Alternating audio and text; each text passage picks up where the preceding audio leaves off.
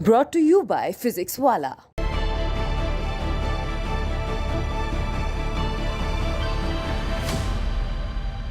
2019 को माननीय सर्वोच्च न्यायालय ने हमारी बात मानी और पूरा का पूरा हिस्सा, पूरा की पूरी ज़मीन जो राम मंदिर की थी वो राम मंदिर में समाहित हो गई। दिख रहा है, अंदर दिख रहा है, उसकी फ़ोटो आ गई है और तीनों के अंदर शिखर मौजूद है आज भी। आप उसके अंदर संस्कृत श्लोक हैं और श्री लिखा है, स्वास्तिक लिखा है, टूटे मूर्तियाँ हैं। क्या चीज़ नहीं है वहाँ पर कि केवल हिंदुओं की जगह है। इस पर किसी प्रकार का कोई मस्जिद का कोई सवाल नहीं आता और हिंदुओं का हक है कि इंडिपेंडेंस के बाद अपने सारे धार्मिक स्थानों को पा सकें। कि अयोध्या की 1 इंच ज़मीन भी हम किसी को नहीं देंगे और भगवान ज़मीन है और भगवान ही इसका मालिक है, कोई व्यक्ति उसका मालिक नहीं हो सकता। अगर किसी ढांचे में सब मंदिर का अवशेष है, सब मंदिर है, तो वो मस्जिद नहीं हो जाएगी। इसी तरह से मैं साफ कहता हूँ, अगर किसी मस्जिद में हम जाकर मूर्ति रख लें तो उससे मंदिर नहीं हो जाएगा। पिछले 30 सालों से भगवान की वकालत और भगवान के मुकदमे तैयार करने, लड़ने, जीतने और उसके लिए संघर्ष करने के लिए हमारे साथ हैं मौजूद हरिशंकर जैन जी, जिन्होंने अयोध्या मामले से लेकर आगरा का ताजमहल हो, अयोध्या का राम मंदिर हो या फिर मथुरा का श्री कृष्ण जन्मस्थान हो या काशी के ज्ञानवापी, हर जगह इन्होंने ईश्वर की तरफ से, अपने आराध्य देव की तरफ से न केवल मुकदमे दाखिल किए बल्कि उन मुकदमों को लड़ भी रहे हैं। 1989 तक ये यात्रा शुरू होती है, 1989 से, और अब तक कितनी चुनौतियां रही, कैसा संघर्ष रहा और कैसा आनंद आया, हम हरिशंकर जैन जी से ही बात करते हैं। आपका स्वागत है न्यूज़ तक में। तो ये 1989 से यात्रा शुरू हुई आपकी, मतलब जो काला चोगा पहना वो तो अलग, लेकिन उसके बाद आपका अधिकतर काम ये भगवा चौके के साथ ही रहा। देखिए, मैं वकालत में आया था 1976 में और वकालत पढ़ते पढ़ते मेरे दिमाग में आ गया था, यहाँ का इतिहास पढ़ के और सारे धार्मिक ग्रंथों को पढ़ के, कि हिंदुओं के साथ बड़ी जातियाँ हुई हैं और किसी न किसी को कुर्बानी देना पड़ेगा, अपने आप को आगे लाना पड़ेगा। और ये सारे धर्म स्थान जो विधर्मियों ने लिए हैं, इनको हमें लीगल वे से वापस लेना है। और ये मैं प्रण कर चुका था जब मैं वकालत पढ़ रहा था। 76 में आने के बाद पारिवारिक समस्या थी, थोड़ा सेटलमेंट होना था, पर जब 89 में मामला लखनऊ उच्च न्यायालय में अयोध्या के स्थानांतरित होकर आ गया लोअर कोर्ट से, तो मुझे मौका मिला पूरा अपनी इच्छा को पूरा करने का और मैं उसमें कूद गया। और 89 से जो मैंने शुरू किया ये धर्म यात्रा, वो आज भी जारी है। और धर्म यात्रा का सबसे पहला पड़ाव था कि मैंने हिंदू महासभा की तरफ से अयोध्या केस में रिटर्न स्टेटमेंट दाखिल किया, जो कि सन 61 से पार्टी थी पर रिटर्न स्टेटमेंट फाइल नहीं हुआ था, यानी जवाब दावा। और उस जवाब दावे में मैंने साफ साफ लिखा था कि केवल हिंदुओं की जगह है। इस पर किसी प्रकार का कोई मस्जिद का कोई सवाल नहीं आता और हिंदुओं का हक है कि इंडिपेंडेंस के बाद अपने सारे धार्मिक स्थानों को पा सकें। जो कुछ मेरे मन में था, जो मेरी आइडियोलॉजी थी, वो मैंने पहली बार प्रस्फुटित किया था उस WS में। ये केस चलता रहा।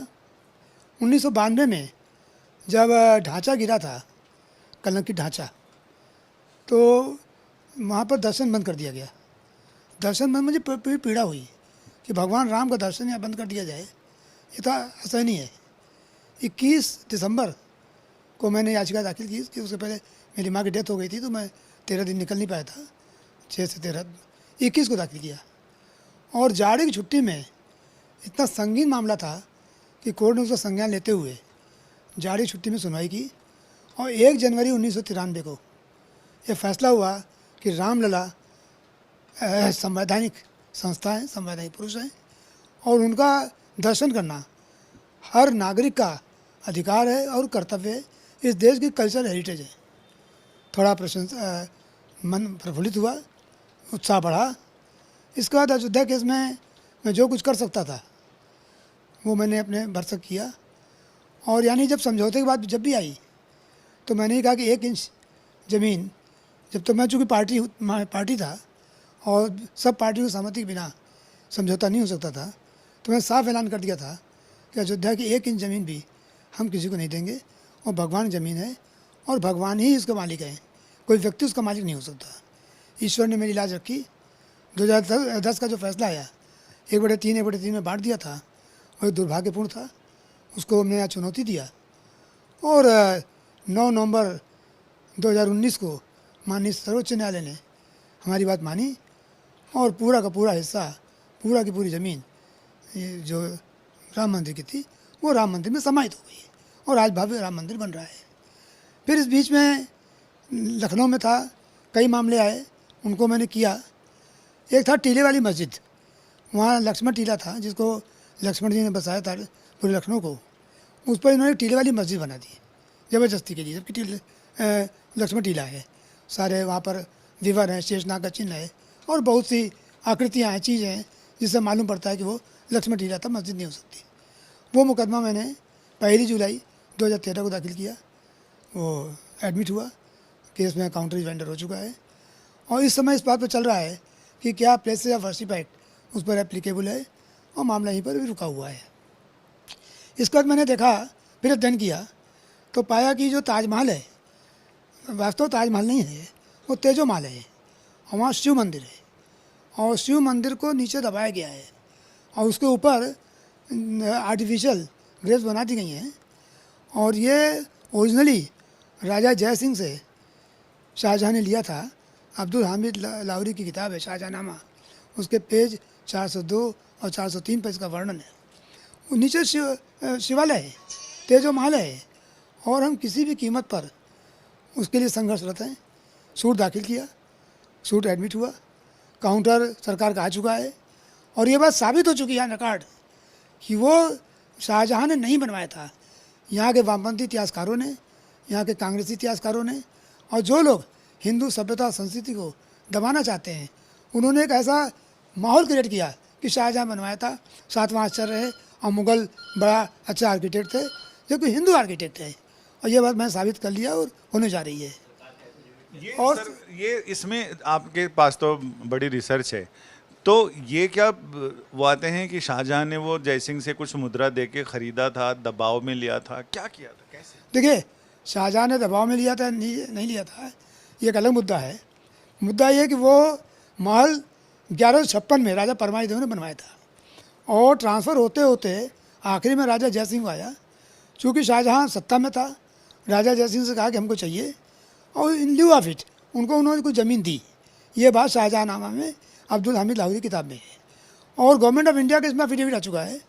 उन्होंने लिखा है कि बटेश्वर महादेव के हिसाब से लिखा है कि क्या चीज़ है और ये बात ऑन रिकॉर्ड साबित हो चुकी है कि शाहजहाँ ने नहीं बनवाया था। और मैं बहुत सत्य के नज़दीक हूँ और मुझे उम्मीद है कि ताजमहल का रहस्य भी बिल्कुल सच्चा रहस्य, एकदम सच्चा पब्लिक सामने आएगा और ये साबित होगा कि शिव मंदिर को, जिसको आज मुसोनियम कह रहे हैं, उसको बना कर रखा था, जबकि ऐसा नहीं है। एक सवाल मेरे मन में ये आता है कि पहले आपके पास काला चोगा आया या पहले भगवा चोगा आया, ये इसमें क्या है?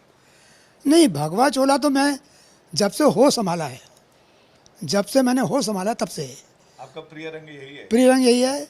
और मैंने आपको भी बताया था कि जब मैं स्टूडेंट था तो मैंने बहुत सी इतिहास किताबें पढ़ी और बहुत से ऐसे साहित्य पढ़े जो कि उस लोगों को मिल नहीं रहे थे। कांग्रेसी गवर्नमेंट ने उसको दबा दिया था, मुझको वो भी पढ़ने को मिल गए और पढ़ने के बाद मेरा दिमाग बिल्कुल बौखला गया कि भाई ये तो बड़ी जाती हुई है। मैंने उसमें क्रूरता पढ़ी, किस तरह हिंदुओं के खाल के जूते बनवा के पहने गए, ये पढ़ा, कितनी मंदिरें तोड़ी गई, कितनी जातियाँ हुई, कितने जोर हुए। सबसे मेरा मन बिल्कुल खिन्न हो गया था। तो सिवाय मैं, क्योंकि मेरे पास कोई बंदूक की ताकत तो है नहीं, मेरे पास ताकत केवल कानून की थी, तो मैंने कहा मैं अपना पूरा जीवन लॉ पढ़ कर, और लॉ पढ़ा भी इसीलिए, किसी सर्विस में नहीं गया, और लॉ पढ़ कर मैं पूरा जीवन केवल लीगल लड़ाई में और उन सारे धार्मिक स्थानों को जो हमारे से लिए गए हैं उनको वापस लूँगा। इसमें अभी तक तो हमें मालूम था कि आपने अयोध्या के मामले में प्लीडिंग की, मथुरा का जन्म स्थान है, काशी का ज्ञानवापी है, अभी आपने बताया कि लखनऊ का लक्ष्मण टीला, इसके अलावा और कौन कौन सी चीज़ें जो छुपी हुई हैं लोगों को पता नहीं है, जिसमें आपने भगवान की वकालत? मैं अभी जरा सा थोड़ा सा बता दूं, जो मथुरा का मामला था, इस पर थोड़ा कहना चाह रहा हूँ। मथुरा का मामला को दबा दिया गया था और पब्लिक को ये बताया गया समझौता हो गया है, अब ये खुल नहीं सकता और बिल्कुल शांति हो गई है। मैंने बहुत मेहनत करके और तमाम सोर्सेज से कागज़ लेके और उन कागज़ों को मैंने अध्ययन किया तो पाया कि फ्रॉड था और हिंदू पब्लिक को बेवकूफ़ बनाया गया था। और वास्तव में वो सब जितना जो कुछ समझौता था वो पूरे जनता के साथ एक तरह से फ्रॉड प्ले किया गया था, चीटिंग की गई थी। मैंने उसको सबको पढ़ा लिखा, सूट दाखिल किया और अनफॉर्चुनेटली मेरा सूट सिविल जज महोदय जो समय थे उन्होंने खारिज कर दिया था, ये कह के कि आपको राइट टू सू नहीं है, जबकि अयोध्या के साफ लिखा है कि राइट टू सू है। मैंने उसकी अपील की और जिला जज महोदय ने अभी इसी 19 तारीख को अपील स्वीकार कर ली और कहा कि ये सूट मेंटेनेबल है और सूट चलेगा। और ये भी कह दिया कि इसमें प्लेस ऑफ वर्शिप एक्ट नहीं होता है, क्योंकि उधर से इस बात की बहुत बात हुई थी। मतलब यानी ये उपासना स्थल कानून के परिधि से बाहर है। बाहर है, क्योंकि आप समझौता चैलेंज कर रहे हैं 1968 का, और 1968 जो समझौता है उसमें 47 स्थिति से कोई मतलब नहीं है, और सारी स्थिति चेंज की है उस समझौते के तहत, वो मैं दिखाऊंगा। इसके बाद मेरे मन में पीड़ा थी, बल्कि ये कहिए कि मुझे एक तरह से अनुभूति हुई कि भोलेनाथ कह रहे हैं कि तुम सबकी तरफ देख रहे हो, इधर भी देखो। तो मैंने काशी का अध्ययन शुरू किया, और जब काशी का अध्ययन शुरू किया तो पहले तो कुछ नहीं मिला, धीरे धीरे मतलब ताजुब करूँगा मैं रास्ता नहीं जानता कैसे मिला। भोलेनाथ ने रास्ता दिखाया, संस्कृत के श्लोक मिल गए, सारी चीज़ें मिल गई, और ये साबित हो गया कि वो वास्तव में ओरिजिनल मंदिर है। काशी भगवान शिव ने बसाया था, सारे वेद पुराण में उसका वर्णन मिल गया, और 5 कोस के एरिया में इन्हें रेडियस ऑफ 5 किलोमीटर पूरा वाराणसी काशी बसाया गया था, भगवान का बसाया हुआ था। वो पौराणिक नगरी है। तो सब करने के बाद मैंने सूट दाखिल किया, और सूट दाखिल करने के बाद जो है वो आपके सामने है। आज भोलेनाथ स्वयं सामने आ चुके जनता के और स्थापित हो चुके हैं। अब उस भोलेनाथ को वहाँ से हटाने वाला कोई है नहीं, उनकी पूजा बहुत जल्दी शुरू होगी और वहाँ की सार्वजनिक पूजा होगी, क्योंकि हम सिद्ध कर देंगे कि केवल और केवल ये शिवलिंग है और कुछ नहीं है, और बहुत दिनों स्थापित है यहाँ। और जहाँ तक वो गुंबदों के नीचे शिखर की बात है, वो कैसे सामने? मैंने स्वयं देखा है कि देखिए जो ओरिजिनल मंदिर है, बिल्डिंग उसको थोड़ा तोड़ा गया, पूरा नहीं तोड़ पाए थे। जो नीचे का हिस्सा था वहाँ पूरा पूजा होती रही, और जो ऊपर का हिस्सा है उस पर इन्होंने कब्जा कर लिया था, जो ऊंची जगह बना था। और जो शिखर मंदिर के थे, उस मंदिर के शिखर को पूरा तोड़ नहीं पाए, थोड़ा तोड़ा, और उसको बहुत बड़ा तूप अपना, जिसको गुम्बद बोलते हैं, बहुत बड़ा गुम्बद रख दिया। फोटोग्राफी हुई है, वीडियोग्राफी हुई है, और वहाँ रिकॉर्ड दिख रहा है, अंदर दिख रहा है, उसकी फ़ोटो आ गई है, और तीनों के अंदर शिखर मौजूद है आज भी। आप उसके अंदर संस्कृत श्लोक हैं, और श्री लिखा है, स्वास्तिक लिखा है, टूटे मूर्तियाँ हैं, क्या चीज़ नहीं है वहाँ पर, साबित होता है कि ये मंदिर था। ये जब कर लिया मैंने काशी विश्वनाथ के बीच में, इसके पहले मैं गया था यहाँ पर कुतुब मीनार मैं बहुत दिन से पढ़ रहा था, पर पढ़ने के बाद हमने कहा पहले देखूँ तो खुद स्वयं को, मैं बिना स्वयं देखे, बिना एविडेंस लिए कोई काम नहीं करता। मैं वहाँ गया और 4 बार गया, और जब गया तो हमको एक नई चीज़ देखने को मिली हमेशा। और अंतोगत्वा मैं इस निष्कर्ष पहुँचा कि जो इतिहासों में लिखा है, जो एसआई की किताब में लिखा है, जो फोटोग्राफ वो सही है कि 27 हिंदू और जैन मंदिरों तोड़कर उनके मलबे से बनाई गई है, और ये जो स्ट्रक्चर है उसके पूर्वी और दक्षिणी दीवार पर अरबी में खोदा हुआ है, और उसी को ट्रांसलेट करके एसआई ने लगाए हुए बाहर। तो मैंने उस पर दावा दायर किया, और वो दावा सारे चित्र में लगा दे, मेरा कोई पर्सनल डॉक्यूमेंट नहीं था, सारे डॉक्यूमेंट एसआई के लगे हुए हैं।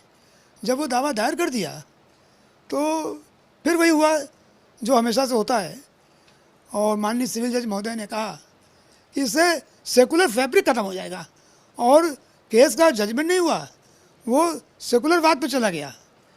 तो मैंने अपील फाइल की, अपील एडमिट हो गई है, नोटिस जारी हो गई है, और इसी 24 तारीख को हियरिंग लगा है, और मुझे उम्मीद है कि मैं इसको भी साबित कर ले जाऊँगा।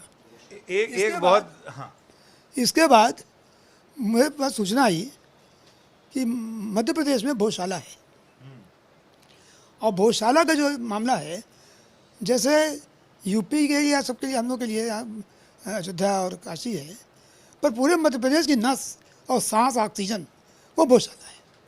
जो 1034 में राजा भोज ने वहाँ एक बृहद माँ सरस्वती का मंदिर बनवाया था और उसके साथ संस्कृत पठन पाठन की व्यवस्था की थी।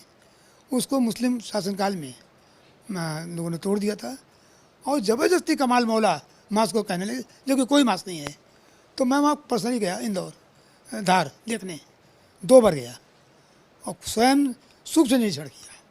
निरीक्षण करने के बाद मैं पाया कि वाकई में बिल्कुल सत्य है, ये हिंदू मंदिर है, यहाँ मुस्लिम कोई साक्ष्य नहीं है और वाग देवी का मंदिर है और उसकी ओरिजिनल प्रतिमा आज भी ब्रिटिश म्यूजियम में रखी हुई है, ये ऑन रिकॉर्ड है। तो मैंने एक रिट फाइल कर दी और ये रिट इसी 11 मई को माननीय इंदौर हाईकोर्ट ने विचारा स्वीकार किया, एडमिट किया है।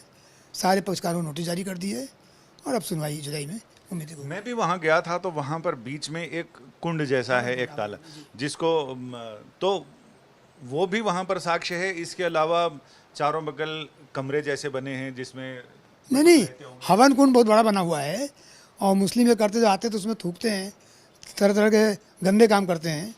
वहाँ हनुमान जी की मूर्ति नीचे दबा दी गई है और कई विग्रह भगवान के वहाँ दबे हुए हैं और फुरुस देते हैं, कहीं कुछ कर देते हैं। तो मैंने फ़ोटोग्राफी की, वीडियोग्राफी की डिमांड की है और अभी केस खुलेगा तो आपको बहुत सारा का बहुत कुछ तथ्य जो छिपा हुआ है वो आएगा। और यही नहीं, मेरी मंजिल ही ख़त्म नहीं हो रही है, इसके बाद भी मेरे पास भी कई फ़ोन आए कई जगह। जहाँ जहाँ तथ्य मिलेगा उस जगह को छोड़ूंगा नहीं और जहाँ तथ्य मिलेगा नहीं वहाँ को छूँगा नहीं। एक सहज सा सवाल मेरे मन में है कि इतने सारे मामले आपने लिए हुए, तो इस पूरे मामले में रिसर्च के लिए आपकी टीम कितनी बड़ी है? मेरी रिसर्च की जो भी टीम है बहुत सॉलिड है, बहुत सारी टीम है। नहीं, कितने 100 लोग आपके साथ काम करते हैं जो इस रिसर्च आपको देते हैं और आप उस पर आगे? ये तो सब गुप्त है, पर टीम मेरी बहुत सॉलिड है। और सबसे बड़ी बात यह है कि मेरा बेटा जो है विष्णु, वो मेरी सारी बातों समझ रहा है और एक एक बातों समझ रहा है और उसको मुझे खुशी है कि मैं चला भी जाऊंगा तो उसके बाद जो लौ लगाई है या जो मैंने पौधा किया है, तैयार किया है, वो फलेगा, फूलेगा और फल निकलेगा। और एक दिन ऐसा आएगा कि हिंदुस्तान में जो लोगों ने तलवार से किया था उसे कोर्ट के माध्यम से संवैधानिक व्यवस्था के तहत हिंदुओं को उनके अधिकार मिलेंगे। आप कह रहे हैं कि देश भर से आपको फ़ोन आ रहे हैं और जानकारी आ रही हैं, आप वहाँ हर जगह जाना चाहेंगे, तो क्या इसको माना जाए कि दिग्विजय यात्रा पे निकलेंगे आप? अब देखिए, मैं तो इतना बड़ा आदमी नहीं हूँ कि मैं कहता दिग्विजय यात्रा, ये तो बहुत बड़े राजा महाराजा के लिए कहा जाएगा। पर हाँ, जितना मेरा शरीर साथ देगा और जितना मेरी सामर्थ्य है और जहाँ जहाँ कर पाऊँगा सेवा, वो सेवा मैंने प्रण लिया है। और वो प्रण ये सत्ता सुख के लिए, पैसे के लिए, किसी अभिष्ट के लिए नहीं है। इसका आज तक मैं कहीं किसी से कुछ मांगने नहीं गया, न मांगने जाऊंगा, न मेरा कोई बायोडाटा तैयार है और न मुझकी गरज है। मेरा केवल और केवल एक ही फार्मूला है, हिंदू विजय हो, हिंदू विजय हो और हिंदू राष्ट्र की तरफ हम आगे बढ़ें और इसीलिए मैं काम कर रहा हूँ। आपको ऐसा नहीं लगता कि कहीं राज्यसभा और लोकसभा और विधानसभा सत्ता में जाके आप और ज़्यादा बढ़िया काम कर सकते हैं? देखिए, मैंने वो सब पा लिया है जो सत्ता में जाने के बाद लोगों को नहीं मिलेगा। जब मैं ईश्वर का काम कर रहा हूँ तो मुझे पृथ्वी पर किसी काम करने की ज़रूरत नहीं है। और जहाँ सही आपको पद मिल जाता है तो जवान बंद हो जाती है। कोई पार्टी मुझे भेजेगी कहीं तो फिर हम उसके रूल और रेगुलेशन से बाध्य होंगे। मैं रूल रेगुलेशन बनने वाला नहीं हूँ, मैं स्वतंत्र हूँ, स्वतंत्र रूप से काम किया है और मरते दम तक स्वतंत्र रूप से काम करूँगा। मेरी जबान और मेरी आत्मा और मेरी दिमाग न कोई ओवर पावर कर पाया न कर पाएगा। एक और सवाल ये है कि जब आपने 1989 में अयोध्या मामले में एंटर किया, तब से लेके अब तक क्या क्या चुनौतियां आई, कितनी चुनौतियां आई और कैसे आपने उनको फतेह किया? देखिए, जिसको आप चुनौती मानते हैं। जब मुलायम सिंह साहब थे यूपी में तो उस समय एक ऐसा माहौल आया था, यूपी में इमरजेंसी लग गई थी। अब जो यूपी में इमरजेंसी लग गई थी अघोषित, और हिंदुओं का जीना दूभर हो गया था। धर्मशालाएं जो अयोध्या की थी उन पर कब्जा कर लिया गया था, धर्मशालाओं पर। तो मैंने उसको छुड़वाया। पंडित जब आपके जस्टिस के एम पांडे उन्हें जिन्होंने ताला खोलने का आदेश दिया था, मुलायम सिंह ने लिख दिया कि इनका प्रमोशन ना हो, उसकी मैंने रिट की, रिट एडमिट हुई, नोटिस जारी हुई और जस्टिस के एम पांडे उस रिट के बाद जज बनाए गए उसी रिट पर। उर्दू ट्रांसलेटर उन्होंने इनडायरेक्ट डायरेक्शन कर दिया था उर्दू ट्रांसलेटर नाम पर, उसको रुकवाया। उर्दू टीचर का रुकवाया। शांति सुरक्षा बल जिसे कहा था आधे हिंदू होंगे आधे मुसलमान होंगे, उसको रुकवाया। और सबसे बड़ी बात जो रही, एक चुनाव हुआ था 1996 में, उसमें भंडारी साहब गवर्नर थे, तो बीजेपी को रोकने के लिए सारे हथकंडे अपना लिए थे। उस राष्ट्रीय शासन लगा दिया गया था। उस राष्ट्रपति शासन को, जिसका नाम है Harishankar Jain versus union of India, वो मैंने केस रिट दाखिल की थी।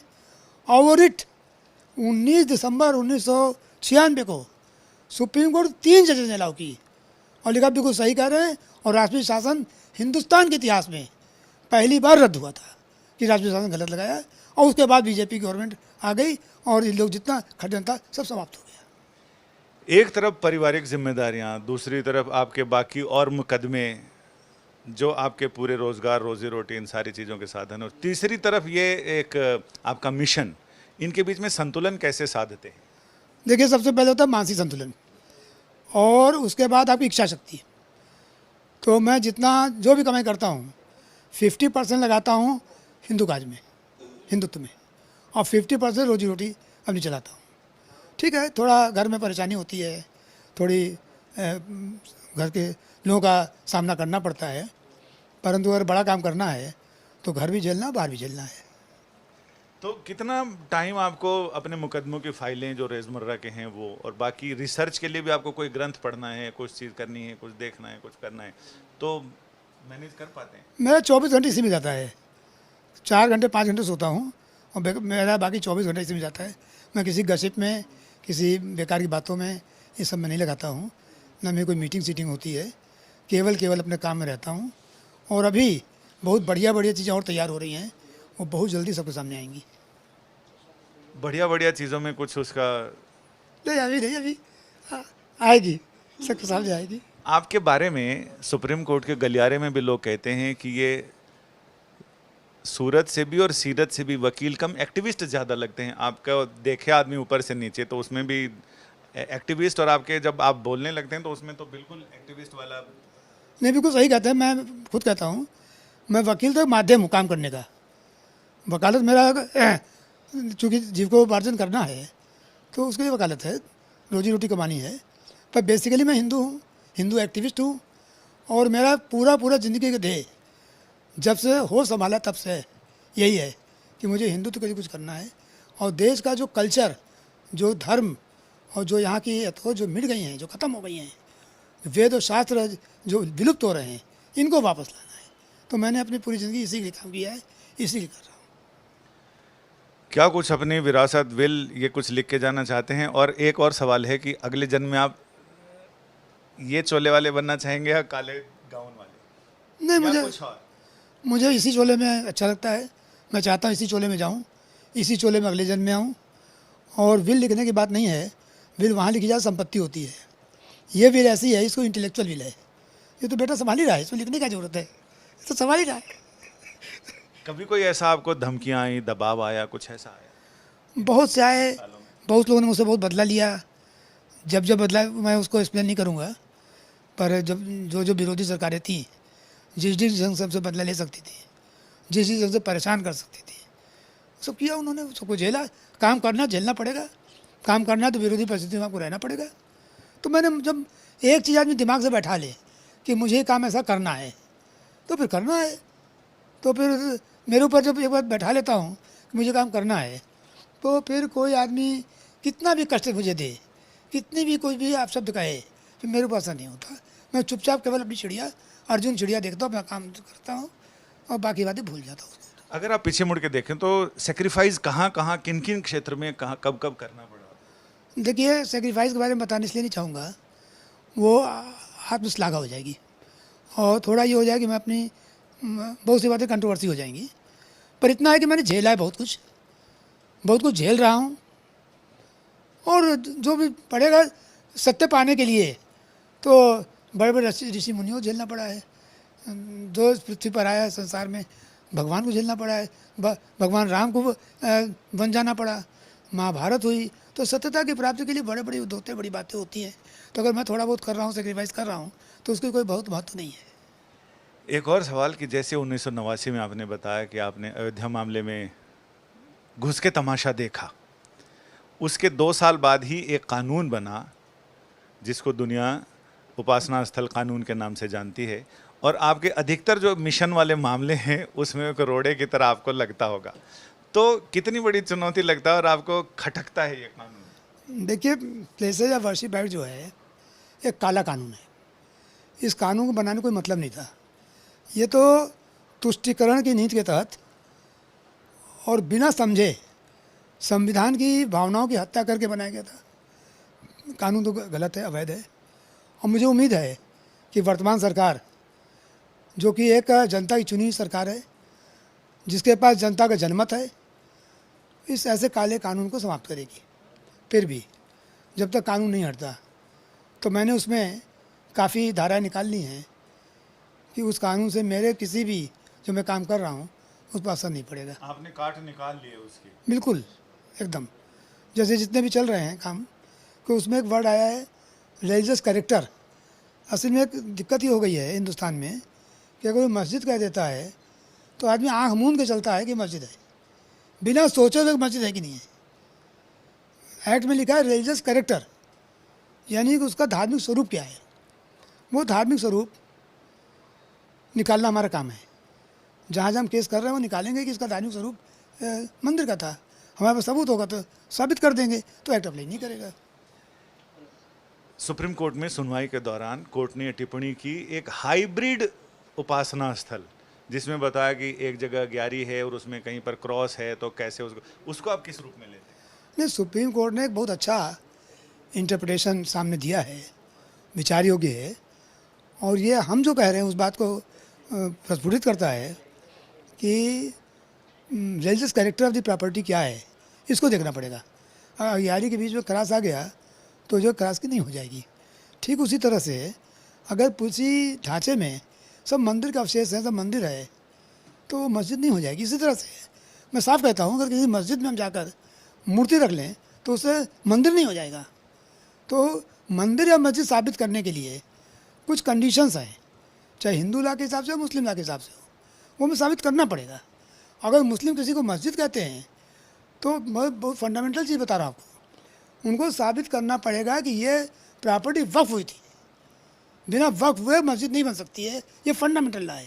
तो मतलब ये आप इस रूप में, कई लोग तो इस रूप में ले रहे हैं कि वहाँ पर अगर कमल और नाग और ये मिल गया तो इसका मतलब कि वो मंदिर नहीं हो जाएगा। लोग तो कोर्ट के इस बयान को इस रूप में भी ले रहे हैं कि वो मिस इंटरप्रिटेशन है, वन ऑफ द सोर्स है। वो साली इतने नहीं कि नाग मिल गया और कमल मिल गया तो आप चला लें कि मंदिर है। उसके साथ एलाइट चीज़ें बहुत सी मिली है ना। पूरा पूरा ढांचा मंदिर का मिला है। उसकी पश्चिमी दीवार, पूरी की पूरी दीवार आप जाकर देख लीजिए, हिंदू चित्रकारी है, देवी देवता हैं। और मस्जिद के सो कॉल्ड मस्जिद जो है उसके अंदर आले बने हुए हैं हिंदू धर्म स्थान के, स्वास्तिक है और जितने सब कुछ उसमें है। तो ये अभी जो कुआं बना हुआ है, तो आप ये नहीं कह सकते कि खाली एक चीज़ कह दी उत्ते हो गया। पूरा का पूरा धर्म स्थान एक साथ देखा जाएगा। जो तहखाना है वो एक्चुअल तहखाना नहीं है, वो एक्चुअल वहाँ पर पूजा की जगह थी। बच्चों के लोगों ने ऊपर कब्जा कर लिया तो इसको लोग तहखाना बोलने लग गए। तो तहखाने जो सो कॉल्ड तहखाना है, मैं अपने आँख से देखा है, जो तहखाना मुस्लिम के कब्जे में है उसमें संस्कृत के श्लोक लिखे हैं। तो खाली एक चीज़ से नहीं होता, बिल्डिंग है जो होल क्या कह रही है, धार्मिक स्वरूप उससे डिटर्मिन होगा। मतलब अगियारी में सिर्फ क्रॉस मिलने की बात नहीं है, उसके अलावा और बहुत और भी जी, अगियारी के साथ और भी देखी जाएगी। अच्छा, ये कि जिसको मुस्लिम पक्षकार फवारा बता रहे हैं और हिंदू पक्षकार कह रहे हैं कि वो शिवलिंग है, तो उसमें शिवलिंग की उसके साथ जलहरी भी होती है, ये सारी चीज़ें, तो कितना भरोसा है आपको कि वो सारी चीज़ें अंदर दबी हुई हैं? देखिए, ऐसा है कि उसके राउंड अबाउट एक दीवार खड़ी कर दी गई है, जैसे दूर देखने कुआं सा लगता है। फिर दीवार हटनी पड़ेगी, नीचे खुदाई होनी पड़ेगी। सच्चाई जानने के लिए आज नहीं तो कल कोई कोर्ट करे, चाहे माननीय सर्वोच्च न्यायालय करे या लोअर कोर्ट करे, ASI से या किसी भी संस्था से, वहाँ पूरी खुदाई होनी पड़ेगी। तो मालूम पड़ेगा कि लेंथ और विड्थ क्या है, क्या चीज़ है, कहाँ तक गया है। खाली इतने पाने मात्र से, वो कह देने मात्र से कि फाउंटेन है, फवारा है, फवारा नहीं है, फवारा का कुछ नहीं है। उस छोटे से जो ढांचा उठाया था, यानी जो दीवारें खड़ी की थी, फाउंटेन को तो रूप ही नहीं हो वहाँ पर। पानी जाने को जगह नहीं है। ये तो एक हास्यास्पद चीज़ है जो कि मुंह छिपाने के लिए मुस्लिम कह रहे हैं, ऐसा कुछ नहीं है। प्योर और प्योर शिवलिंग है, साबित हो जाएगा, और बहुत पुराना शिवलिंग है, ये भी साबित हो जाएगा, और मैं साबित कर दूंगा। और भोलेनाथ आ गए हैं तो वहाँ रहेंगे, स्थापित रहेंगे, और उनकी भव्य पूजा वहाँ होगी, और छिपने वाला नहीं है वो। आपका बहुत बहुत धन्यवाद, आपने इतना टाइम दिया और सारी चीज़ें हमारे दर्शकों के साथ शेयर की। न्यूज़ तक के दर्शकों, आपसे हम यही बताना चाहते हैं कि जहाँ जहाँ जैन साहब को लगा कि जहाँ किसी मंदिर को, किसी भारत की प्राचीन संस्कृति को, भारत के इतिहास को इनकी ज़रूरत है, वहाँ वहाँ जाकर इन्होंने न केवल कानूनी फच्चर फंसाया बल्कि कई जगह अपने आप को, अपने दावों को मजबूती से रखा भी है, जिसमें इनको सफलता भी मिली है। और आगे भी जहाँ जहाँ इनको लगेगा कि ईश्वर को, इनके आराध्य देव को इनकी ज़रूरत है। आमतौर से भक्त को भगवान की ज़रूरत पड़ती है, लेकिन ये कलयुग है और यहाँ भगवान को भक्त की ज़रूरत पड़ रही है कि आके मुझे बचाओ, निकालो, हमारे जगह को हमारे कब्जे में वापस करो। तो यानी अंतरंग सखा के रूप में ये अपने आराध्य देव की मदद के लिए पहुंचते हैं, जिसके बारे में कभी पंडित जसराज जी ने बोला था हनुमान जी की आराधना करते समय कि राम को राम बनाया तुमने, पर्वत हाथ उठाया तुमने, लक्ष्मण को जिलाया तुमने, काटो काटो काटो मेरी अला बला, हनुमान लला हनुमान लला। कैमरामैन दीपक बिष्ट के साथ संजय शर्मा, दिल्ली, यूपी तक के लिए।